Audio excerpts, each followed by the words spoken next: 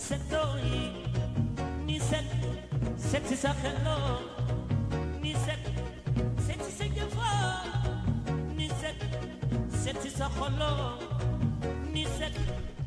jërëjëf Abdou Thiam jërëjëf Maysa Mbaye ci digital gi waaye ci wàllu réalisation bi imam Haj Seydou Nourou Ba ak imam Mohamed Alimou Ba ñu leen di gërëm bu baax di leen sant ci wàllu rédaction beeg réalisation penco gi tey mbokk yi ñu ngi waxtaanee penc mi néew turam ñu daal di ànd waxtaanandoor rek xel du doy ci li ñu seetlu fan yi wàllu suicide maanaam ñi faral di xaru lu ci bari nag xew-xew yi dañ ciy topp rek bu amee rek ñu daal di ko yéene waxtaanee nees mën a def bu fekkee mun na ne ngir kar ko wala jàngat fa muy cosaanoo ndax aw mitit li gën du am paj waaye xëy na daal di ko daggee ca reen ba bu fekkee mun na ne moo waral ñu daal di invité ku ci mel ni monsieur Abdou Khadre Sanogo moom borom xam-xam la certifié ci wàllu psychologie di sociologue monsieur Sanogo maa ngi lay ziar bu baax.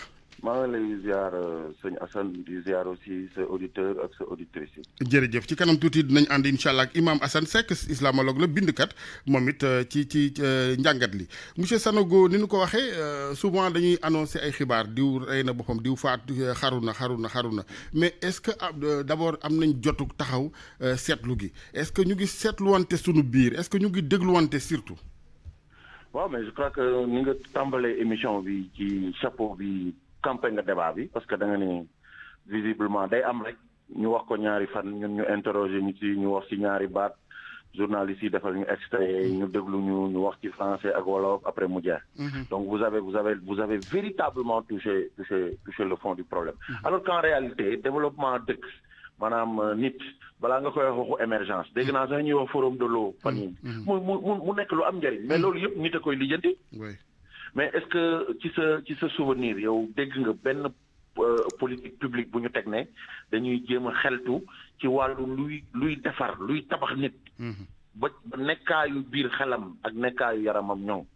Il est vrai que santé nii ci yaram physique santé nii globale santé holistique santé publique oui dinañu wax ne waaw ñu ngi def ay jéego yu baax ci paludisme ay jéego ci grossesse précoce ay jéego ci sida ay jéego mais Sénégal mosoo dégg benn politique publique buy yëngu ci wàllu nu ñuy jéem a ñoŋalee xelu nit te à la base développement koomu réew ak jëm ci kanamu réew nit a koy porté donc su nit jaaree à côté de nit ki war a porté développement moom ci boppam ñoŋul amaana su boobaa peut-être xëy na lépp lu bëri lu muy yóotu nii la ñuy def daf ñuy dab ñu taxaw ci wax ci ñaari baat après ñu dem et puis mooy encore je reviens ci chapeau bi nga wax nga ni mais est-ce que dinañ seetlu wante waaw te nit nag loolu la ñuy wax la personnation maanaam nekkinu nit am ngeen seen benn waykat bu mag bu moom kër gi buy wax ne nit daal li ko war a yitteel mooy mu nite waaw léegi nag laaj bi ñu war a laaj mooy ñun kañ la ñuy nekk nit ak kañ la ñuy commencer di glisser di bañ a nekk di nit loolu nag il faut mu am ko loolu ñuy wax les amortisseurs sociaux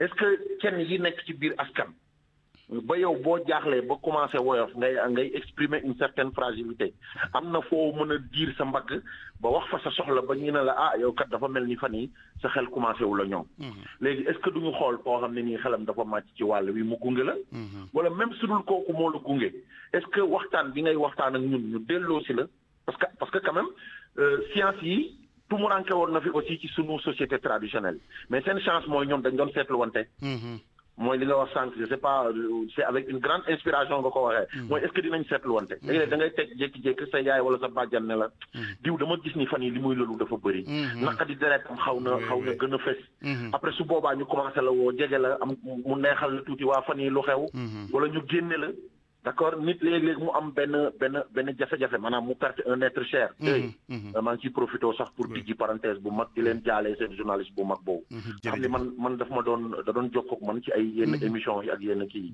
mais tey jii j'en profite pour dire xaw ma yëg ngeen ko xaw ma yëgul leen ko mais soo déggee ni RFM di doxee fan yi nga xam ni dafa masse bu mag bu wàcc seen kaw mais léegi xaw ma maa ngi koy wax ak keroog Aliou Moussa si benn échange bu may am ak moom ma ne ko il faut que ngeen jël le temps ngeen def seen deuil.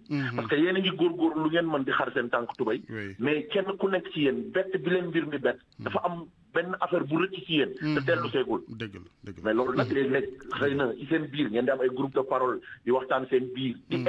di éviter de xam nga souvent les gens ils disent du ma éviter damay éviter wax ci dëj bi.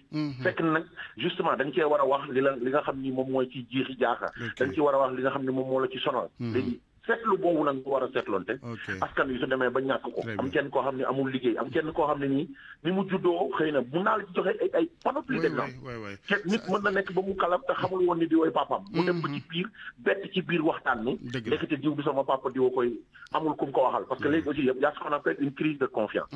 xamatoo kan ngay wóolu pour wax ak moom. dëgg la léegi nit ñi nag dañuy préférer ñoom nekk si benn bulle boo am maanaam ci misaal bool bu masaa fees. faw lii tuuru ñu am fuñ ko tuuree bu rembetee mais bu dafay rembet te doo xam foo ko sotti. waaw léegi nag boo xamul foo ko sotti loolu la ñuy wax un mal-être profond yow benn ressenti booy am.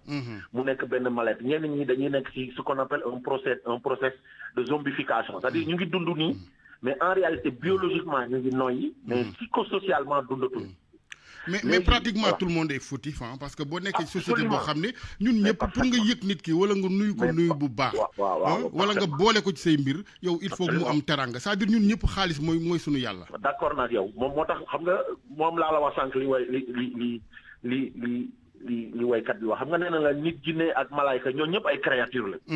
ci buur bi la ñuy jugee donc comme ci buur bi la ñuy jugee am na yenn ressenti yi ñu am il faut que ñoom seeni mbokk di fa taxaw.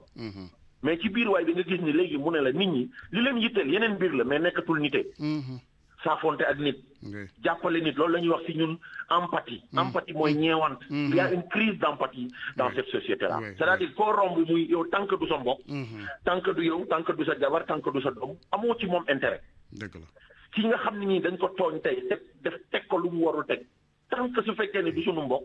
tant que du suñu doom dañ koy banaliser. loolu on s'en rend pas compte mais ci ay agression culturelle rek la jógee ndax ñun. meluñu woon noonu. mais parfaitement oui c'est ce qu'on appelle la promotion de l'individuation.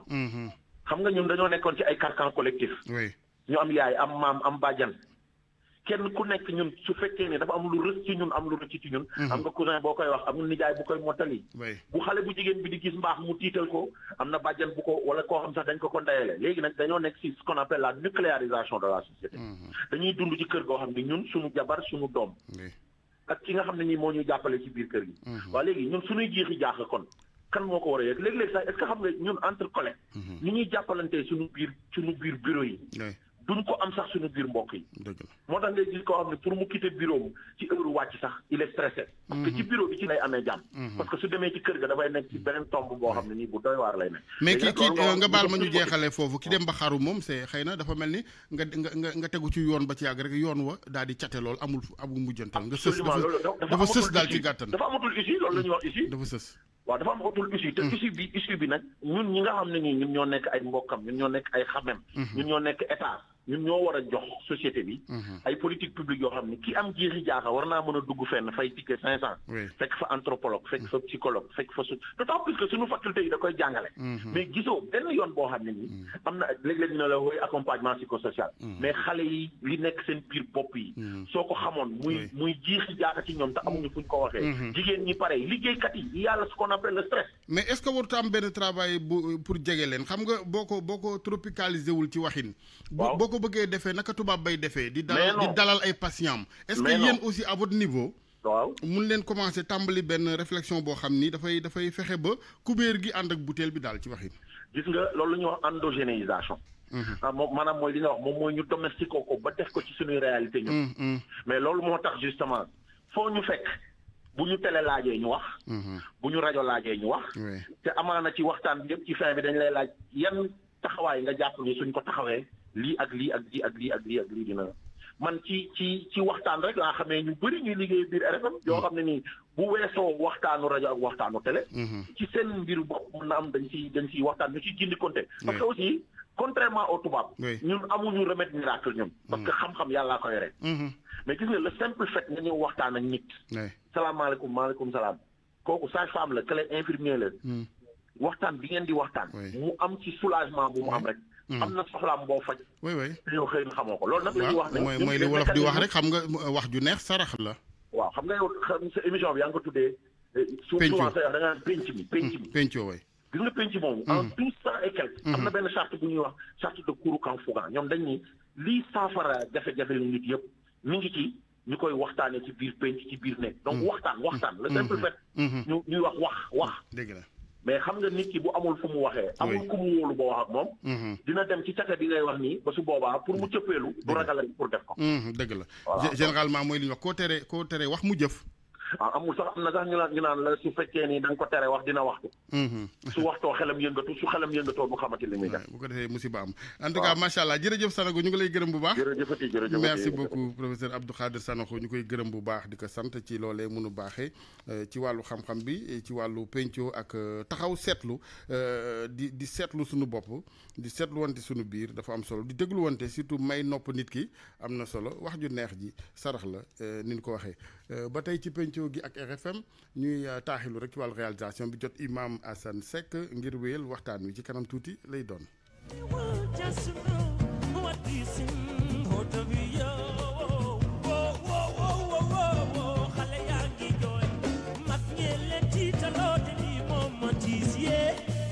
Imam Assane Seck ci téléphone bi Imam maa ngi lay ziar bu baax Seck.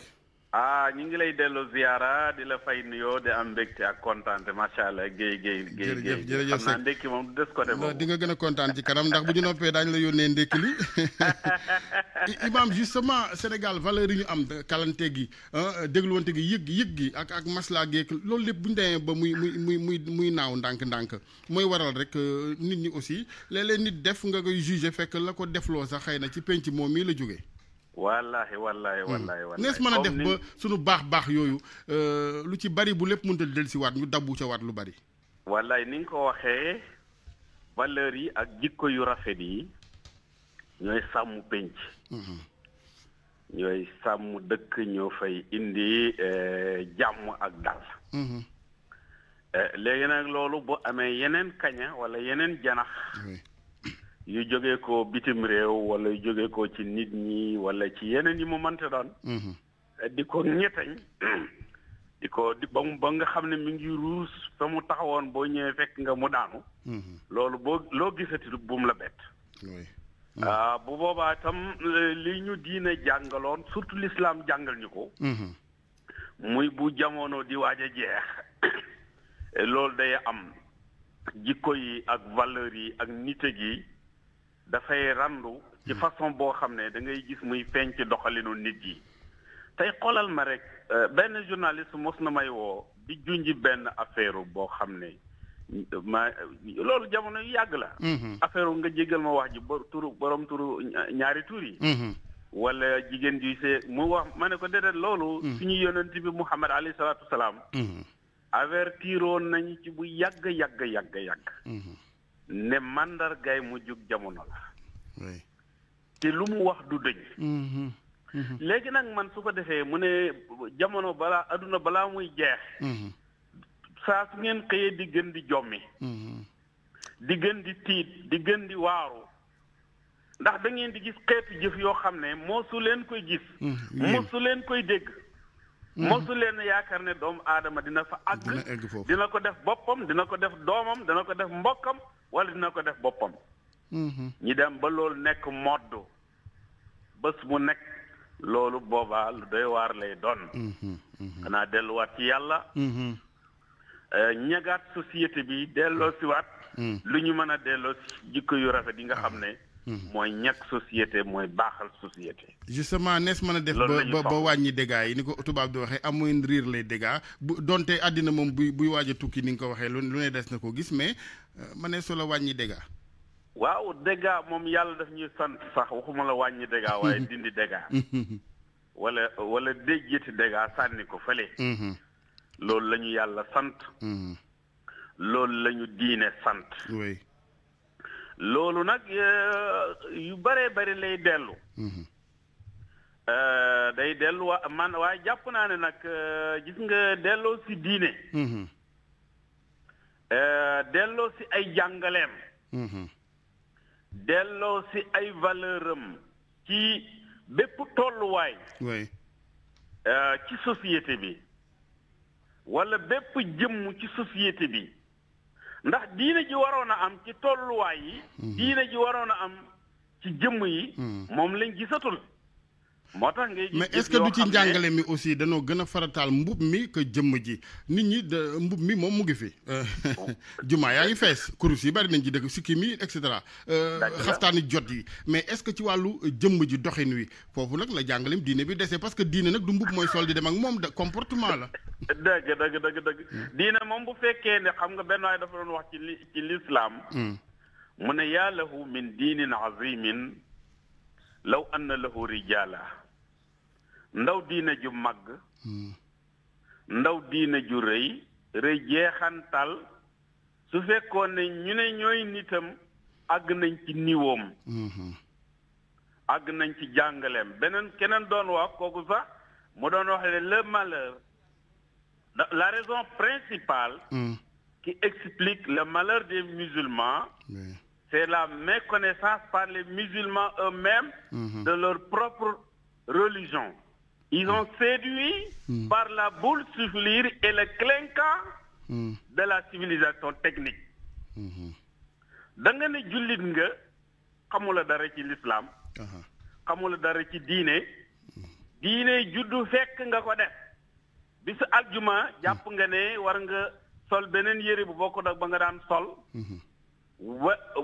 wala affiché yeneen yu bokkut ak ya nga daan affiché waaye ku la natt ci côté jikko ku la natt ci côté doxalin feneen ngay jéggaani feneen ngay jëlee ji ay valeur ak ay gis-gis yoo xam ne day màbbu diine ji nga xam ne yow nga ne moom nga gëm moom nga nekk mais xëy nañu yokk pédagogie bi rek ci conscience yi nañ yokk ci pédagogie bi ci wàllu njàngale mi aussi waaw ba bare ñu fexe ba li ñuy tere ñu jiitu ci ñu nit loolu nag mooy ndey mbi gi soo gisee yàlla bu naraan a defar société dafay defar nit génne ko matal ko ci jikko ak ci royukaay ak crédibilité ak lépp kooku bu ñëwee day mën a defar nit ñi mais la benn doon wax ne quand la première classe de la société serait habituée à l'hypocrisie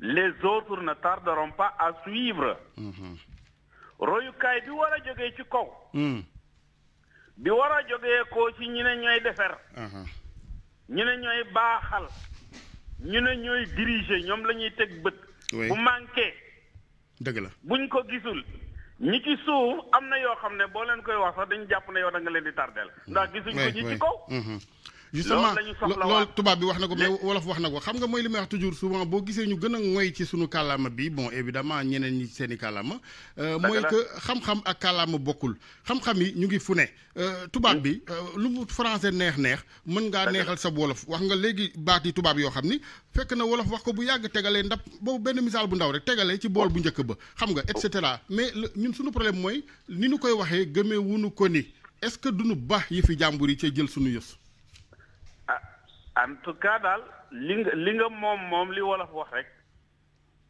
ku bàyyi sa ànd rek ànd boo dem fekk borom toog fa dëgg la malheureusement doonte nag l'islam moom ci yaatum ak ubbeekum jàngal nañu lépp luy jëriñee lépp lu baax lépp luy tabax foo ko mën a jëlee demal nga jël ko jàpp na yaa ko moom ubbeeku mais baax na am na njëriñ dëgg la da ngay ubbeeku mais mu fekk nga toog ci leen na toogal ci say was toogal ci say tooguwaay très bien bu fa jógee ko mukk waaye boo gisee lu am njëriñ feneen itam nga jël leen lii de soxla naa ko moo ci mën a jot jëriñoo ko njëriñ ak jàmm du doy waaw jeex na njëriñ ak jàmm du doy imaam ñu jeexalee ni nag lii lépp ñu fi waxtaanee li ko sabab mooy wàllu xaru taxul xaru baax lu bon la waaw xaru moom wax dëgg yàlla lu doy waar la man de dama ne nit moom bu demee bay rey boppam man de dama ne kon kooku dara tëatu ko kooku day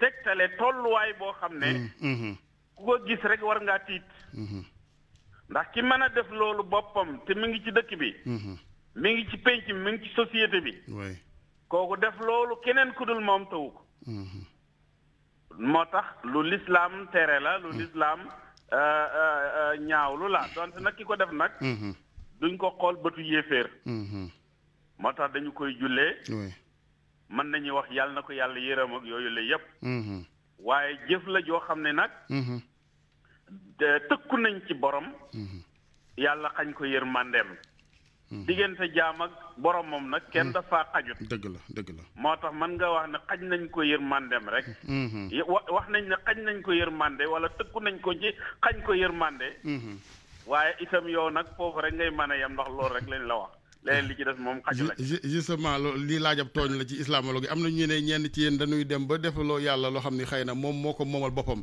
àjjana si sax ak ni ñu koy waxee mais moo ciy dugal ku ko neex te wax na ko sax waaw loolu daal mooy li am aljana moom yàllaa ko moom moo ci dugal ku ca léeg-léeg nit xañ la ko nag di xool la rek xañ la ko léeg-léeg nit xool nit muy dem rek mu xañ ko ne kii safara la loolu day fit wu rëy am fit weesuwu ko nañ am yaakaar rek tey góorgóorlu dañ ko tere bu baax nee nañ daal yenn ku ko wax sa morom sa botul sax yow bu nekkul ci moom mu daanu ci sa kaw yow justement loolu yàlla dañ ci yàlla musal dafay poser problème mu pédagogie bi rek ak xam nga di nga yor lu baax lu taaru ne l'islam mais ni ngi ciy xirtale nit ñi tam dafay am solo pour ñu xam lu taaru li nga yor mais loo gis rek mbiru pédagogie la pédagogie lu mu jàngale yin wu rafet wu taaru wu xereñ dëgg la lu mu jógee koo rek jàngale amatu fa dëgg la Seck jërëjëf Seck ñu ngi lay gërëm bu baax imaam mu jógee ko jàngale amatu fa macha allah jërëjëf imaam provocation sax mën na fa juddoo voilà mu ngoog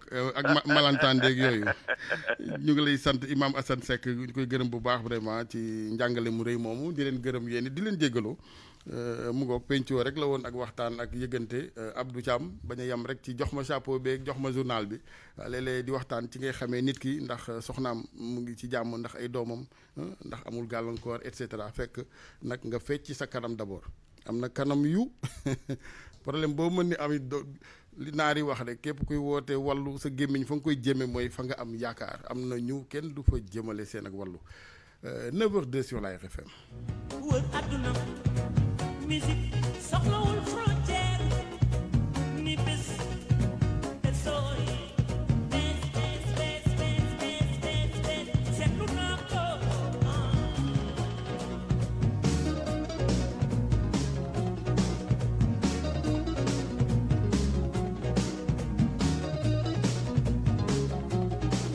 ma yokk di la doole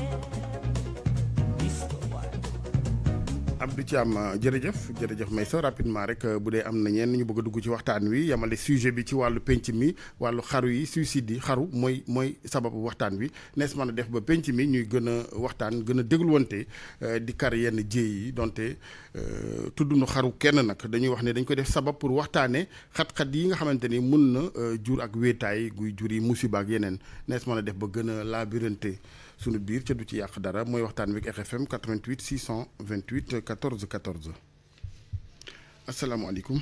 waaleykum salaam wa rahmatullah. bisimilah.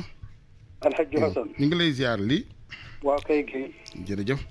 waaw macha allah seen waxtaan wi. yaa ko oustaz yooyu.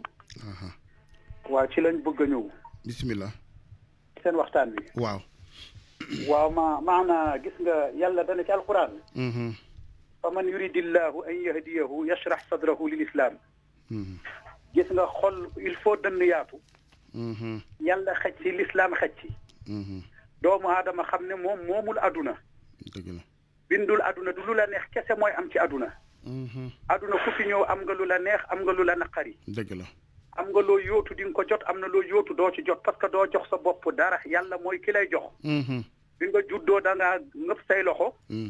nga baale ci xikma ne li nga waroon am yëpp yaa ngi ko ngëp. te bu ko nit ñi xoolee sa loxo duñ fa fekk dara. boo faatoo tallal say loxo ne li nga amoon yëpp bàyyi nga ko fi yóbbu woo dara. kon nag xaru. mbir mu bon la. mbiru xatu xol la. mbiru ñàkk gëm yàlla la. waaye tamit jaaxal sa bopp jaaxleel indil jaaxle masalan say bokk. ba boo seetee ñi nga xamante ne bi ñàkk gëm yàlla xam nga nit dina dem liggéey ba pare jàng ba pare ñëw ne moom amul liggéey léegi day def grève de la faim. booboo tane sax. parce que boobu bu méttee tuuti mën nga dem lekki ñi am nit ñëw négocier ak yow beneen bi ci gën a bon nag mooy dem faat nag mooy faat bakkan faataale yeneen bakkan kon nag loolu responsabilité boo xamante ne bi dañ ko war a partager dëgg la li ci sëriñ si moom parce que sama kilifa yi muy sama sëriñ si ma bëgg leen lool ñuy samay kilifa te gis nga bu ñu wootee gàmmu conférence xam nga ñëpp dañuy dem ñu indi thème yooyu jàngale lan mooy nit lan mooy aduna masalan qad yubtala man yuminu fa sabrukum wa tuhmatu maalun li xurri rachid xazun li xurri rachid loolu kay ci lañ dëkk nag moom sëñ bi sëriñ Seex waa kay loolu ñoom ñëpp ci lañu dëkk xam nga ñun ñoo yor ay nopp yu doy waar rek sëriñ si ngay wax noonu ci lañ dëkk sëriñ Seex laa doon woy ci woy bii maanaa wanum tuddati qad yubtala man yuminu fa sabrukum wa tuhmatu xazun li xurri rachidi ci jamono maa ko doon woy Serigne Cheikh radiyallahu anhu jullit yàlla dina la nattu doomu aadama tuuma rek na yem ci yow bu ñu gis leneen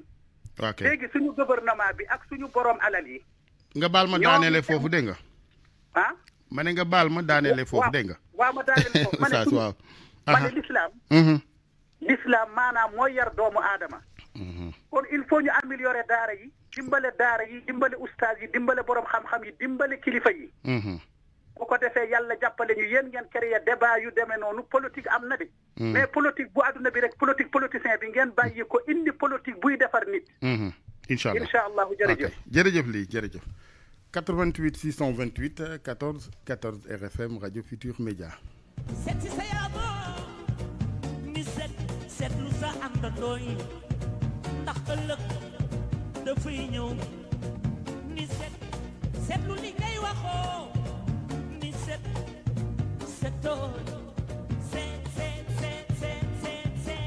man seetlu naa la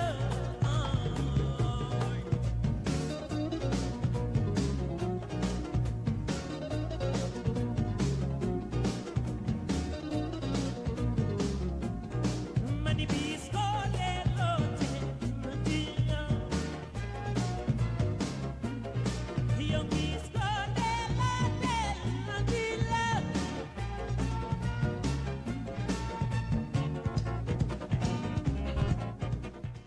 asalaamaaleykum.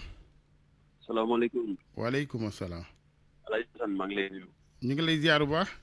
Souleymane Dieng Saare Lamou. Souleymane. Dieng Saare Lamou.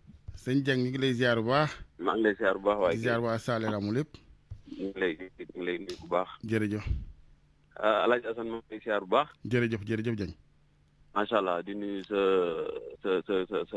kooku noonu nga dendal. Abdou Thiam ak Maysa Mbaye jërëjëf. waaw jërëjëf. léegi man nag dama bëggoon wax ci waxu ba ma ko permettre si forum de l'eau bi. c'était pas le sujet mais allez-y waaw. waaw léegi xam nga def forum de l'eau. te man sama village Lamou. waay amuñu ndox. fu ñu nekk Saare Lamou. Saare Lamou mi ngi nekk ci wetu Mbaan wetu Jagle. wetu Mbaan waaw.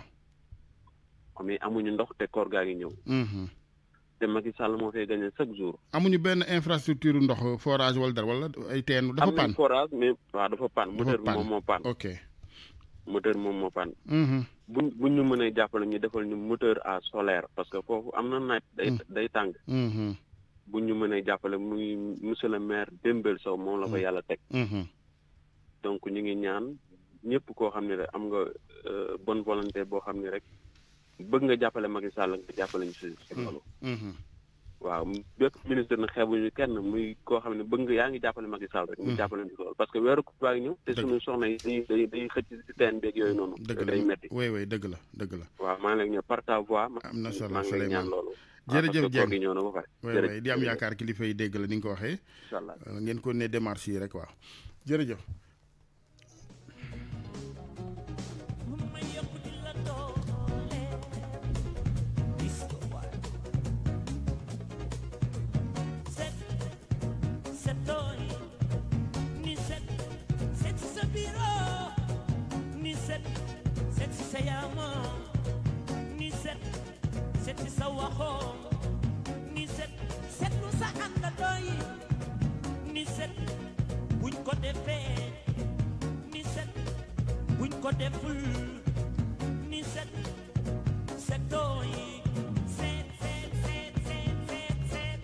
asalaamaaleykum.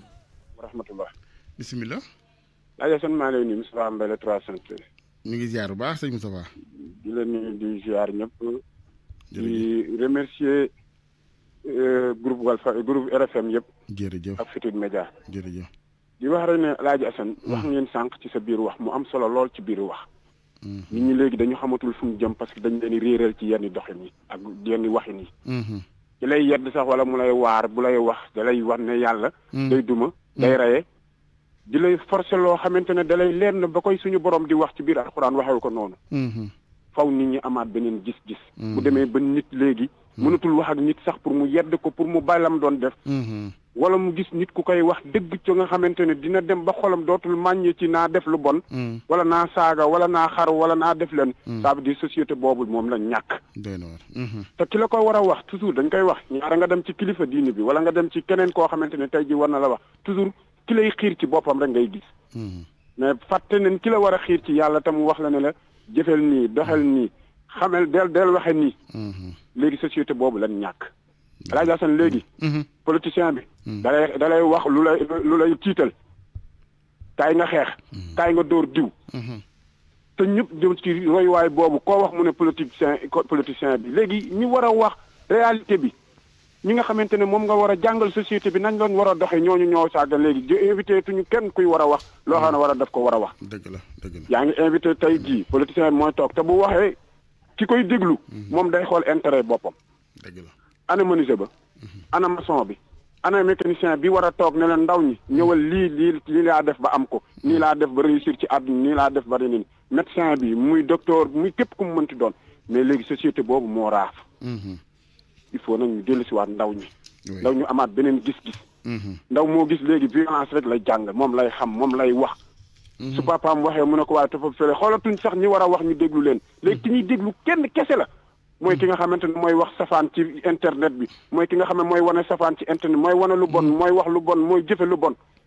Alaaji Assane benn société lañ ne. dëgg la doy na waar jërëjëf sëñ Moustapha. yal nañu yàlla defal. amiin yaa rabbi amiin di ko sant bu baax di ko gërëm ni mu ko waxee moytu xewal lu bon lu mu xew du ko tax a baax saaga ak lu mu mën a doon ku ca mën a ne violence moom ku ko jiit la muy jur du baax ci yow d'abord da nga ko dul xam léegi nag. 88 628 14 14 rajo Futurs Médias déjà 9h romb nañ 10 minutes ya Abdou Thiam yaa ngi ci 9h13 publicité yaa ngi fi ngir gars yi mën a fayeeku à temps dañ koy